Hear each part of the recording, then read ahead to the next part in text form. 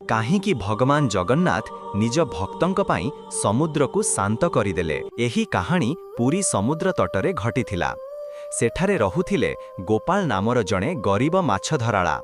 ପ୍ରତିଦିନ ସମୁଦ୍ରକୁ ଯାଉଥିଲେ, କିନ୍ତୁ ତାଙ୍କ ମନରେ ଥିଲା କେବଳ ଜଗନ୍ନାଥଙ୍କର ନାମ।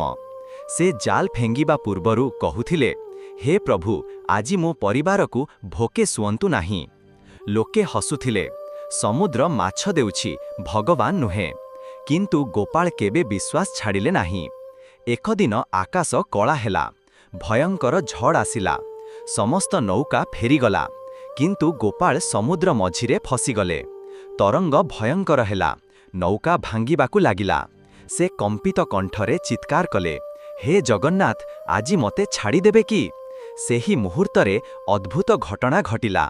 ତାଙ୍କ ସମ୍ମୁଖରେ ଜଣେ କଳା ବସ୍ତ୍ର ପିନ୍ଧିଥିବା ଛୁଆ ଦେଖାଦେଲେ। ସେ ହସି କହିଲେ, ଡରନି, ମୁଁ ଅଛି।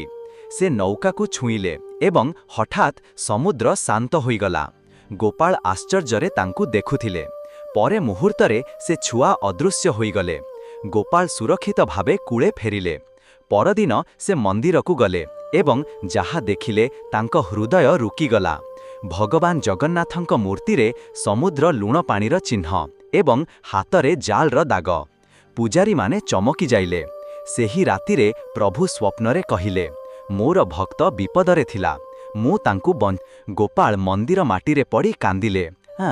ସମସ୍ତେ ବୁଝିଗଲେ, ଭଗବାନ କେବଳ ପୂଜାରେ ନୁହେଁ, ସେ ନିଜ ଭକ୍ତଙ୍କ ସହିତ ଜୀବନରେ ମଧ୍ୟ ଥାନ୍ତି। ସେହି ଦିନରୁ ସମୁଦ୍ରକୁ ଯିବା ପୂର୍ବରୁ ସମସ୍ତ ମାଛଧରାଳା କହୁଥିଲେ,